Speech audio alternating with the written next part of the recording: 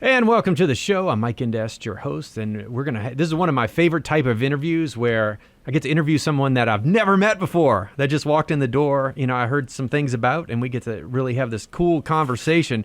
So Yann, there you go. I knew I was going to say that. Tourman, welcome to the show. Thanks, man. Yeah, this is great. So I got an email or a text message from a mutual friend of ours that said, I met this guy who's riding his bike from Canada to Argentina or something like that. So Yeah, tell me what you're doing. This is awesome. I started last year, August 21st. I bought the bike in New York, and I wanted to go to Argentina, but I never biked before, and I looked at the map, and I saw, oh, wow, New York is so far away from Mexico. So I was like, I'll go to Canada and see what's up. 7 days later, I made it to Montreal, and I decided, okay, I can do that. So I just, pretty much I crossed Canada. Now, I crossed Canada from Montreal to Vancouver during the winter. So from September to February. Yeah, it was very, very challenging. That was that. And when I got to Vancouver, I decided to leave the bike there, and I hitchhiked all the way to Alaska in January. Wow. So that was very intense. Yeah. And then I went back to the bike and went down the West Coast all the way to San Diego. And instead of going to Mexico like I should have done, like going south, I decided to use my allowance here in this country. So I went all the way to Chicago and then down to New Orleans. And here we are again. Yes. We're meeting here.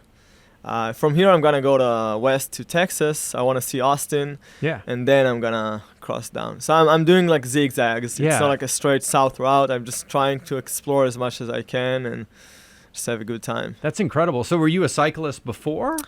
No, I never biked. I mean, as a kid, Right. city bikes stuff. I was a runner, a competitive marathonist. And I traveled before. I was hitchhiking in Australia. I was hiking the Israel National Trail, which took me about 2 months of through hiking. So I did a lot of traveling, and I was like an athlete, the running part, and I was a swimmer, but never biking. That's why I wasn't sure I'll be able to do it. Like I just read online and. Yeah, just one day at a time. I always say that this is really like it is. It's one day at a time, times many days. Yeah, that's incredible. So when you first started out, how far could you go on the bike without being destroyed the next day? Yeah, so that's funny. I memorized all the towns on my route along the Hudson because I took the Hudson route to Canada. And I was like, I think I'm going to do like 40 miles a day. Uh-huh. So when I first started, I would write my mileage and kind of like how I felt, kind of like a small documentary, like just to document how I felt about a certain mileage. But now, since there's so much sunlight here in the summer, when I went down from Chicago, I was able to cover sometimes 100 miles a day. That's incredible. But that's a lot. Usually I like to do about 80. Yeah.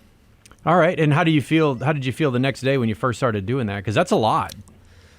You know what? Like, I don't push myself. Okay. Because I knew I'm going to do a very long-term kind of thing. I don't push myself. When I want to take a break, I take a break. I do take long breaks every now and then. So here in New Orleans, it's actually like I'm taking like time off. So like a few weeks here. I really like when I do 100 miles days. Yeah, that I can feel it the next day. So I try not to do back-to-back days, like long days. So yeah, I keep myself like healthy. Yeah. That's great. So, I mean, you have to. Everything. Yeah, that's everything. Yeah. Being healthy. So, did you bring a tent? What kind of supplies do you have? So I bought everything I needed in New York. I ordered some stuff. A tent, a sleeping bag, some winter clothing. Now, of course, along the way, so like as it got colder, I bought more stuff, like for Canada.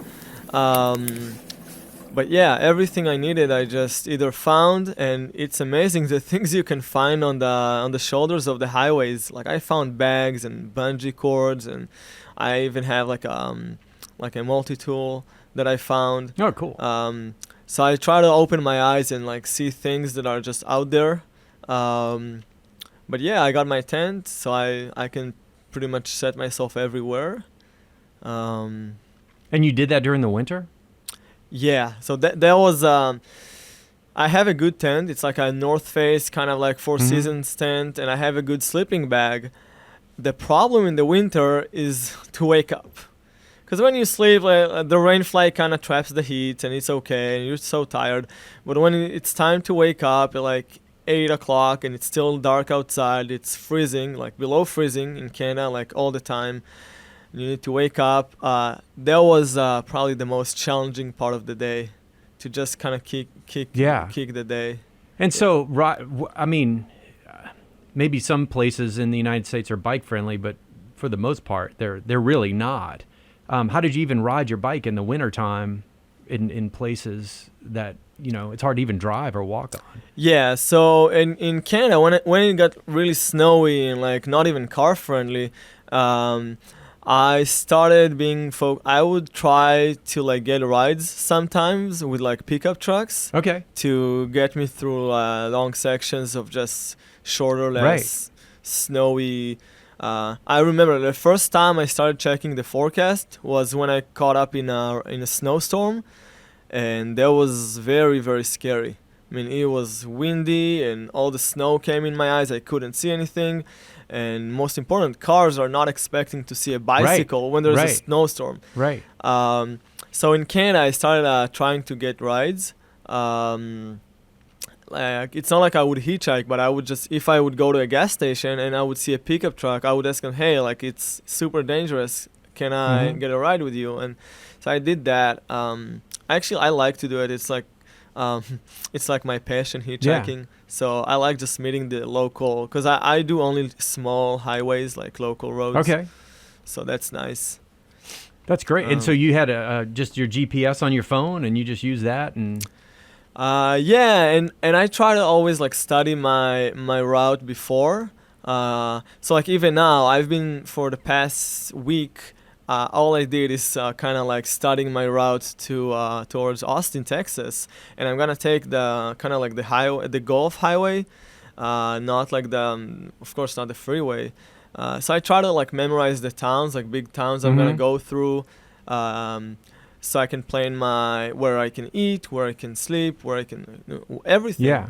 I try during the ride not to look at my phone. Like not to use it, but of course I have GPS in case I need to. Yeah. And do you listen to books or music, or you do? Okay. Yeah, nice. I listen to audible books, podcasts, of course music. I first started by only doing like listening to music, but I needed to hear people talking. I couldn't just, because I'm on the road for like 8 to 12 hours a day, sometimes even more. You want to hear a conversation. So yeah, usually I would fill my days with like audible books or podcasts, and then towards the end, can chill down and listen to some music. Yeah, nice. Wow.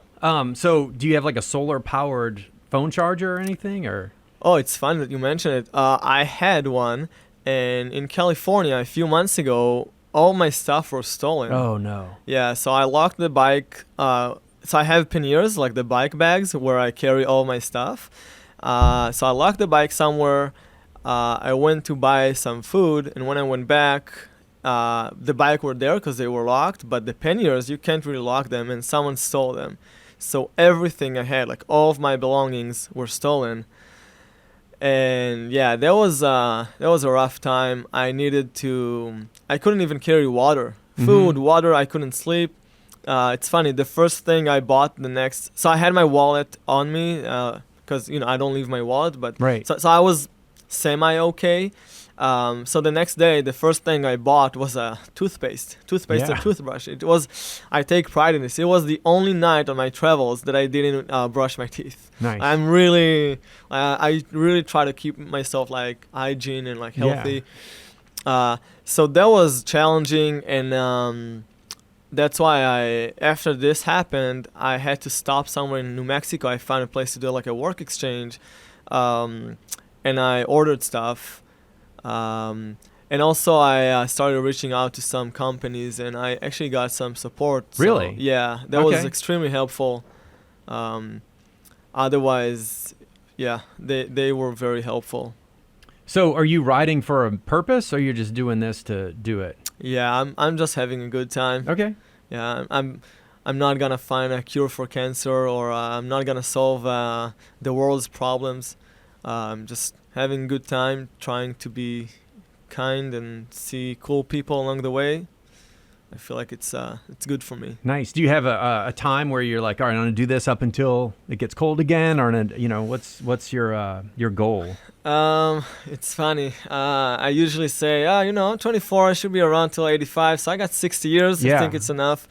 But no, I mean, I have my savings. I worked really hard beforehand. I knew I wanted to travel always, even as a high school kid. I didn't know what and where, but I always knew I wanted to do it. So I do have my savings, and like the cost of my travels are not very high.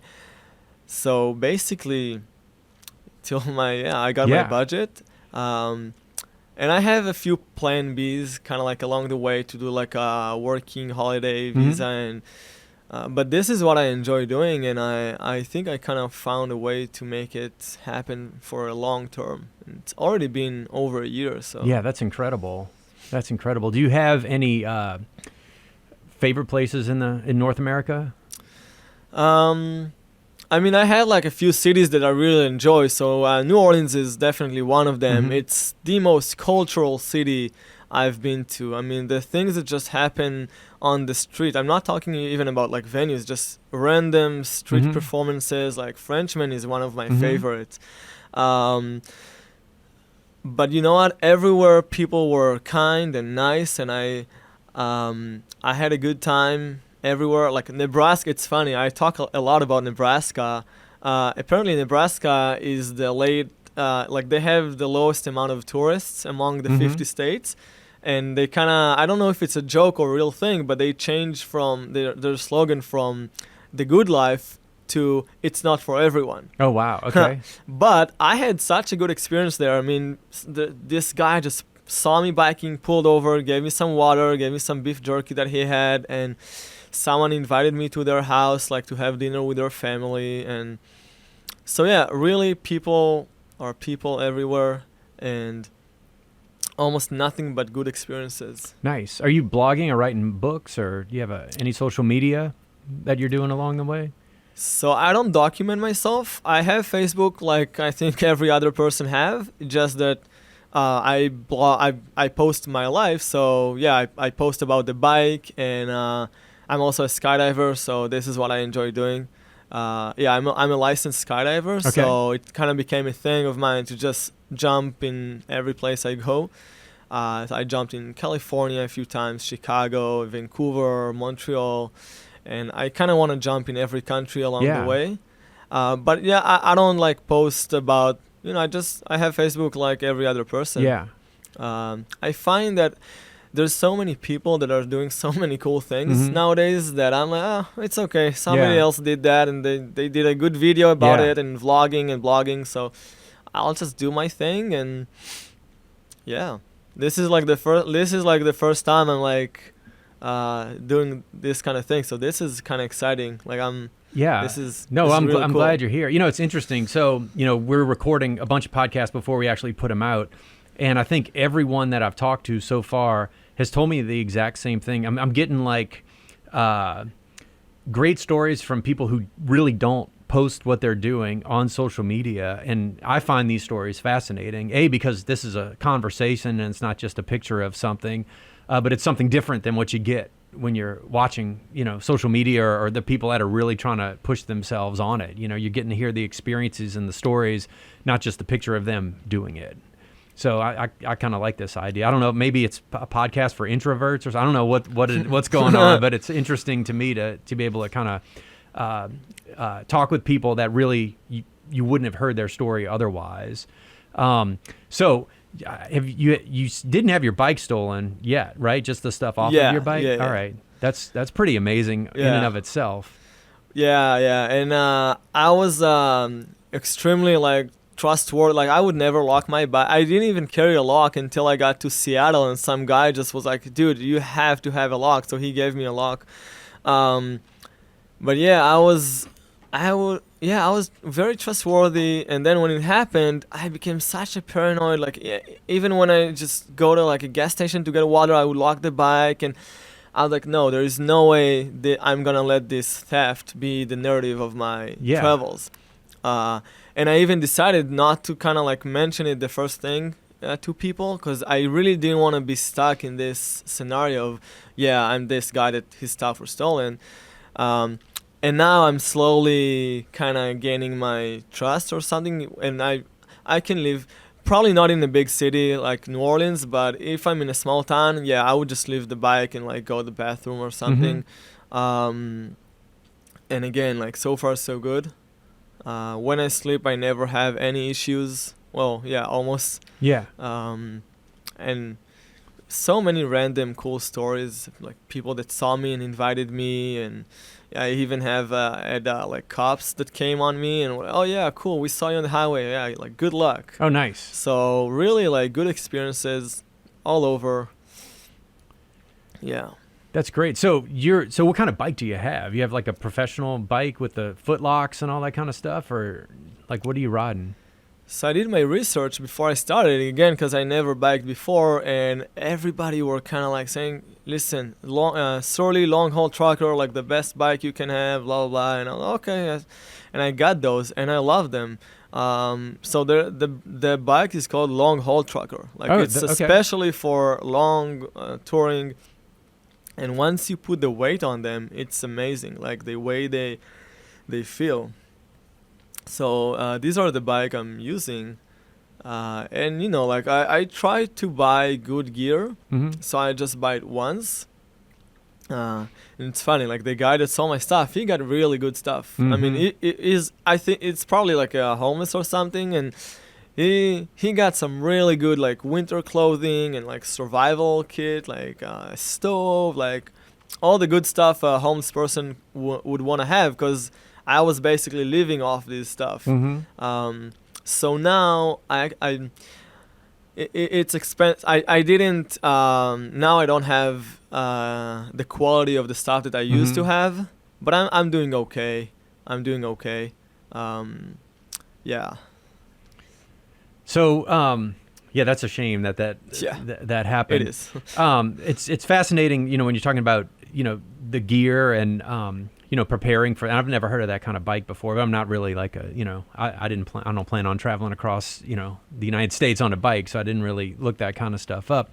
When you sleep in your tent, you're traveling around. So you got your bike, you got a tent.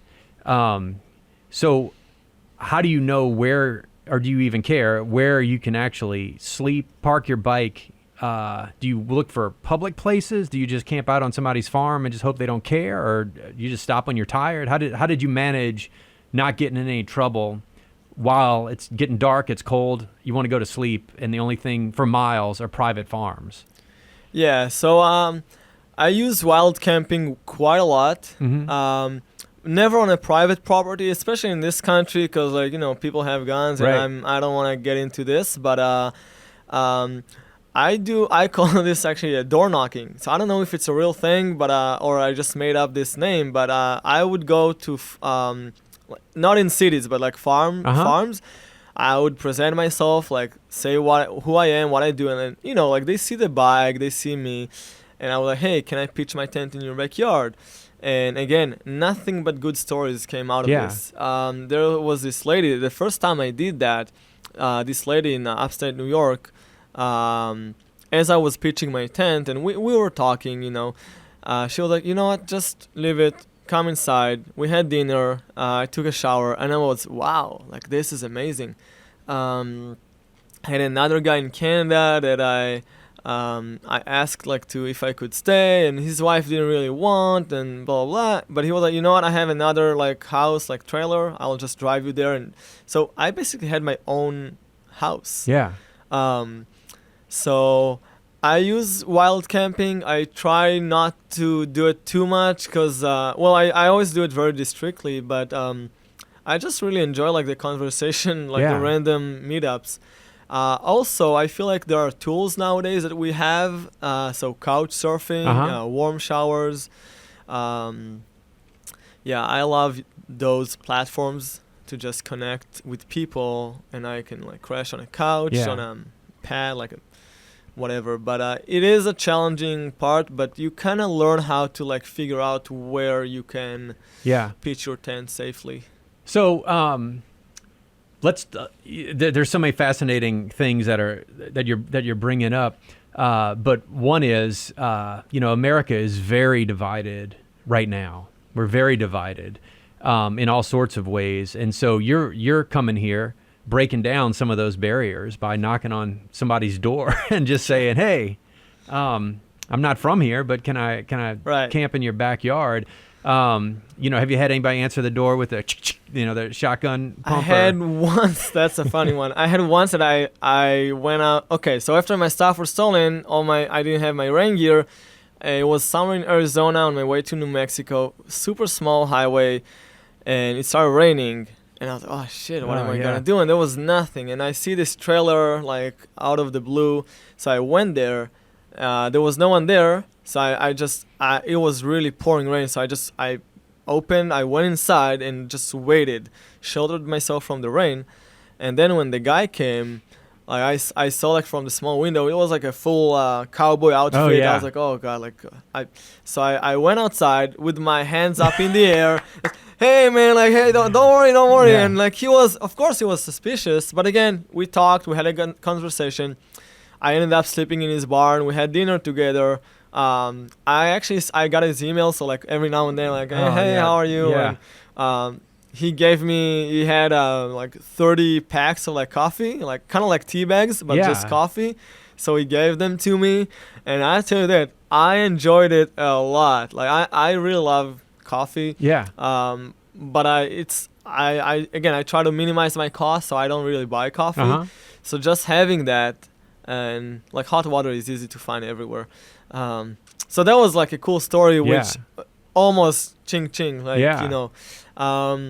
otherwise I had one hotel that called the cops on me because I was wild camping on their like backyard or something. The cops came. They were like, oh yeah, we saw you on the highway the other day, because it was like a super small area. So for like 3 days I was on this highway. So they saw me on the highway, and long story short, they ended up convincing the person there to allow me stay. And then I came in the morning, and I was like, hey guys, I'm sorry you guys thought I was whatever. Yeah. Oh no, we thought it was snowy that night. We thought you'll like die, so we wanted to invite you in. But anyway, I was like, yeah, next time just come talk to me. But so these are like probably the like problematic situations. But again, they ended up good. And again, I feel like I kind of figured out how to minimize the risks. And of course, I got lucky a few times, but yeah, I mean, that's just what it is. And so, some people, when they're in a public place, they wear a logo of whatever they're representing. So like, even if people that are coming by, like reading your electric meters, they have a shirt on that says, do you just wear regular bike gear, or do you have something like, a flag on the back or something to designate that, you're on a journey and maybe people let you be? So I first of all, when people see my bike, they can tell I'm not just doing like my morning ride. I have like full, like 4 panniers, and my tent and sleeping bag are on the back, so it's very large. But I do actually have an American flag, so it's first for safety because it makes me more visible. And I got some guy in Death Valley, so I crossed Death Valley, and he saw me, and he was like, he had this like big truck, and he came like, oh, thanks for having the flag. So I feel like it's nice to have the flag, like people can relate. In Canada, I had both the American and the Canadian, so it was a good icebreaker. Yeah. Because the Canadians were like, oh yeah, take off the American flag, blah, blah, blah. So it was like a funny icebreaker.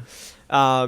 So yeah, of course, when I get to Mexico, I'll have the Mexican flag, and all the way down to Argentina eventually. But yeah, I don't have any like written thing, but I think people can tell when they see the bike. Yeah, yeah. It's a big, yeah. Somebody's doing it along.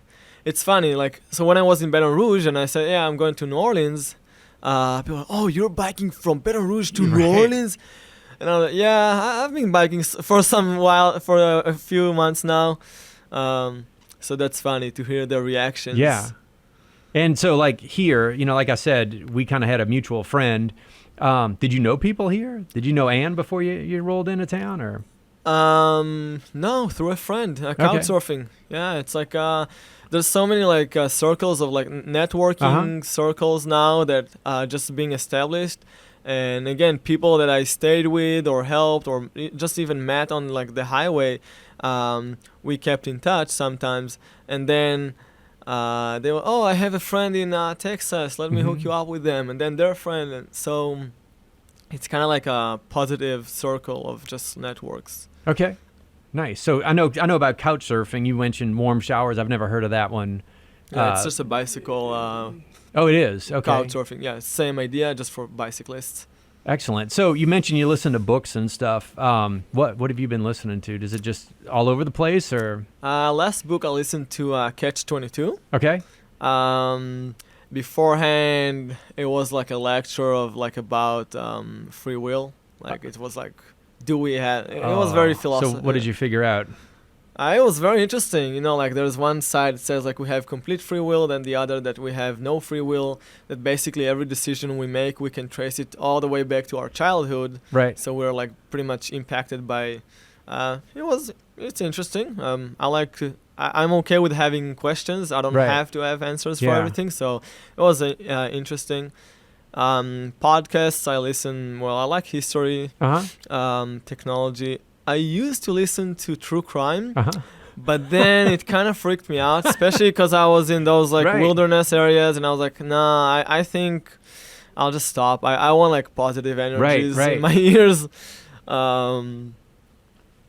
Yeah, definitely. Oh, I had I had like actual books all the time, but so when my stuff was stolen, my book was stolen, and I had the Hitchhiker's Guide to the Galaxy, which is such an adorable book. I mean, I bought it especially when I was hitchhiking to Alaska, so it was like a fun thing to have. But then when my stuff was stolen, I decided, okay, I'll just go Audible. Yeah. Yeah, no, books are cool. It's always important to have a book with you, I think. For sure. I feel. Yeah, for me, it keeps my mind from going places that aren't good, you know, if I have something else constantly, you know, especially on a situation like that where you're on the road or you're on, you know, it's just helpful. It's just, you know, and then anytime you think of that author, it'll bring back all these other memories or vice versa. So it's kind of cool.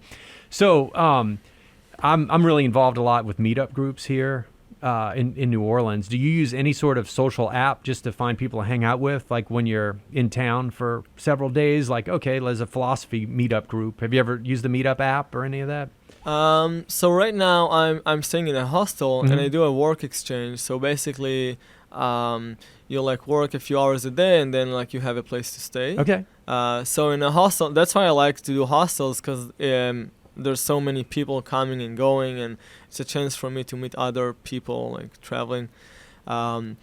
Otherwise, usually if I just stay like a few days in a town with my host, I'll just hang out with them. Okay. And you know, when I'm in a town, I like to kind of like have like a chill evening, like relax.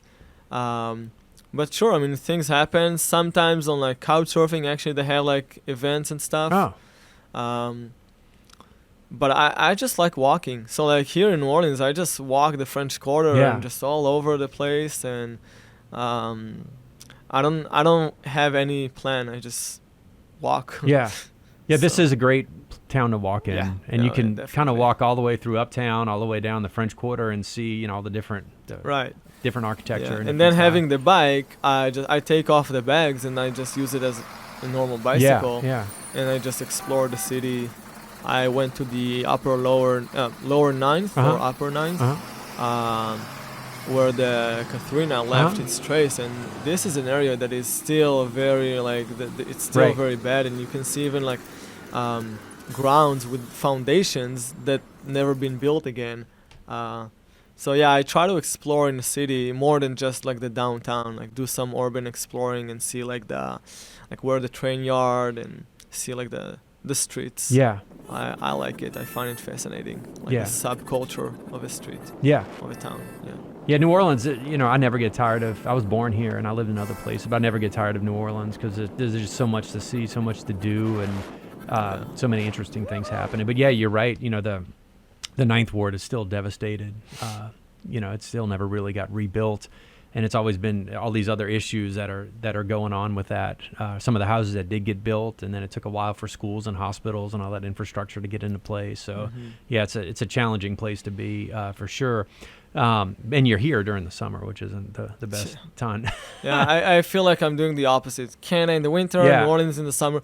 Mexico, I'm gonna be good. I'm gonna Okay. cross into Mexico in October, and everybody says, "Oh yeah, that's a good time." Yeah, So finally, I'm adjusting my seasons. yeah, for sure. Yeah. And then so when you leave the winter area, you just sell your clothes, the winter clothes, donate them, or you still haul all that around? It was like very graduate because when this winter was very intense. So even in the Oregon coast, they had snow when I was there, and like everybody was. It was in Newport, Oregon. Everybody was so surprised. Like they never get snow. So here I am thinking, oh, again, I'm going south from Vancouver, no more snow, and I kept getting snow. So it took me some time to, pass on my winter clothing. But yeah, actually, I was staying with this lady in California, and I just left my coat, and yeah, things come, things go. It's just you gotta know how to let go of things. Yeah.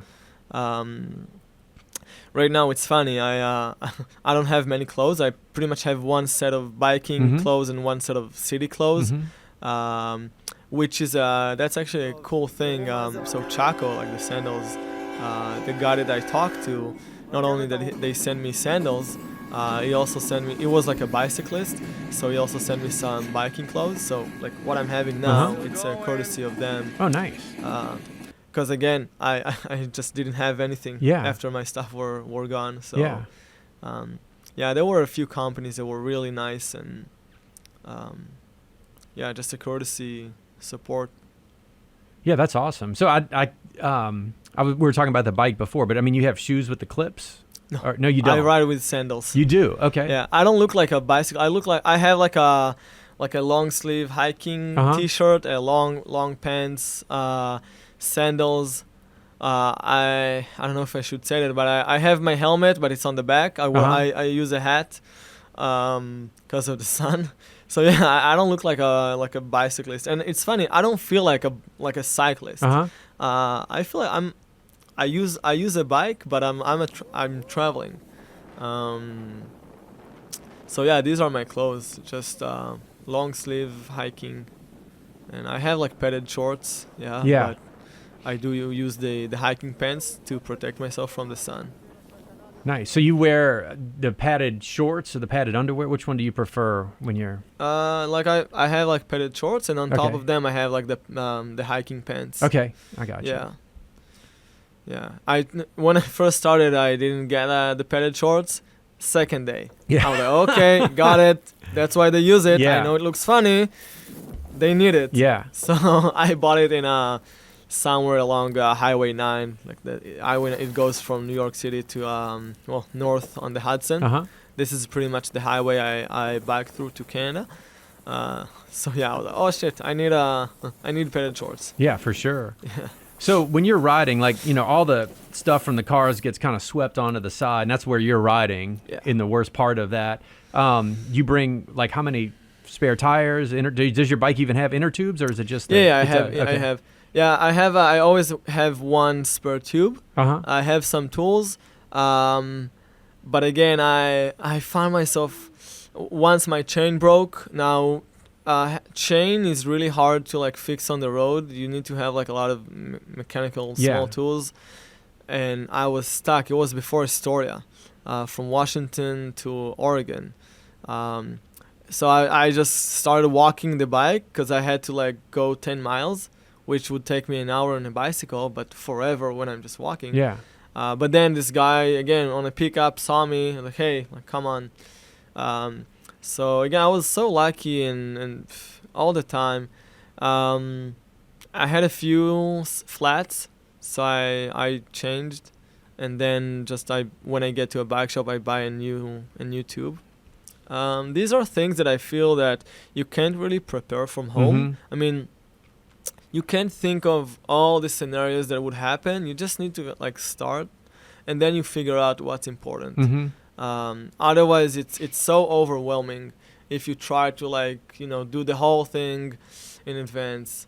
That's why I say it's really like one day at a time. Just do your daily ride, sleep, eat, repeat. That's it. Just one day at a time. Plan in advance, but take your time. You got to be consuming a lot of calories, right, to be able to do Oh this? yeah, that's an issue. I saw my pants. They fall. Yeah. Yeah. Yeah. You need to eat a lot, and doesn't matter how much I eat. I keep losing weight. And again, since I am traveling on a certain budget, nutrition is probably the most challenging part of the day. I dumpster dive. So when people hear dumpster diving, they think this like homeless go in the street. And so what I do is, especially in small towns, and you can do that.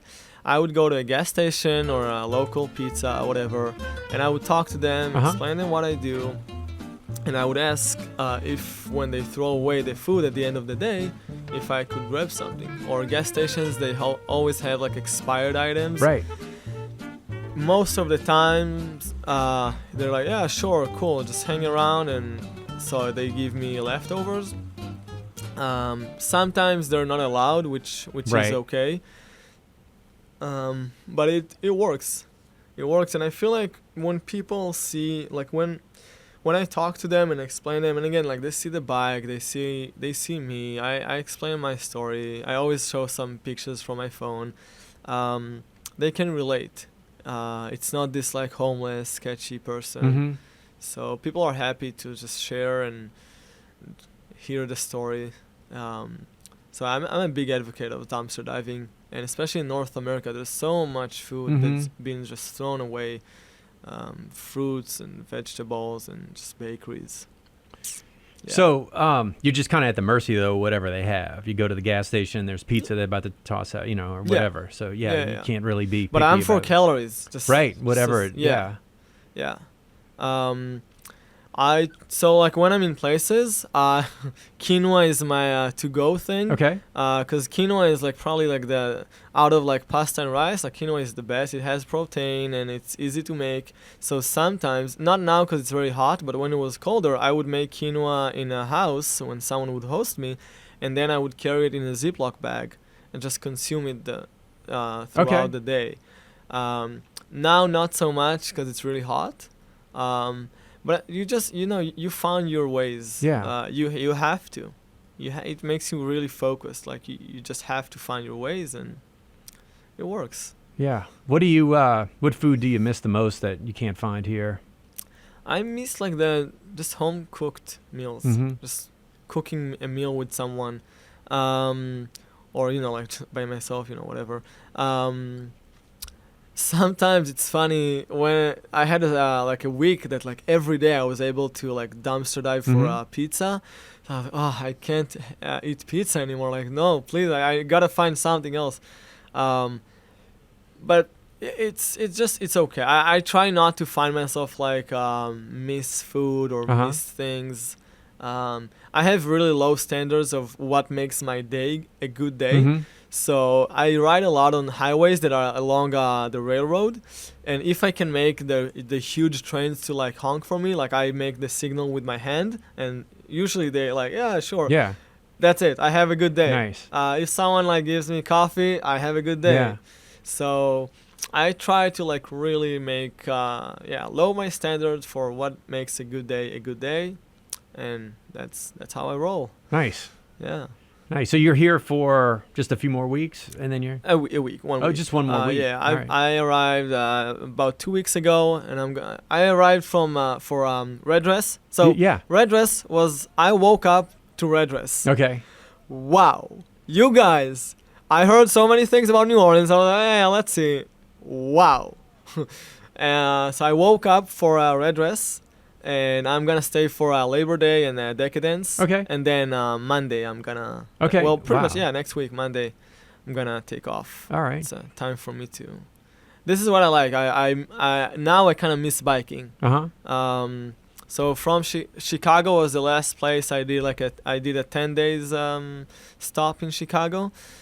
So it's been it was like a full month of just just biking. That was my everyday bike. So now I did my stop. I miss biking again. Keep rolling. And where are you going next? Texas, right? So I'm gonna head to Texas. It's gonna take me 2 days to Lafayette. Yeah. That's funny when people hear that 2 days to Lafayette. It's like 2 hours. Yeah. So this is kind of like the equivalent. An hour is a day for me. Okay. So 2 days to Lafayette and just basically just keep going. I'm gonna go south of Houston on a Glover. I don't remember the name. But Okay. Yeah, I already planned my route. Yeah. Have you ever been, it's kind of an off-the-wall question, but when you're riding through these places, like chased by animals? I saw a few bears. Okay. In Canada. No, never chased by them. Okay. I was woken up by a deer one day. Okay. I heard noises and I woke up and this deer saw this weird yellow tent, so he came to check. Yeah. But as soon as I woke up, he got spooked away and Yeah. he ran away. But that was nice. I mean, Yeah, that's cool. Yeah. Well, we are out of time. That's been absolutely fascinating. So I have, I can do these things over the phone too. So maybe when you're somewhere else in the world, we'll talk again and Sure, figure man. out where you are. Yeah. All right. Well, thanks a lot. Yeah, man. It was fun. It was. Thanks for having me.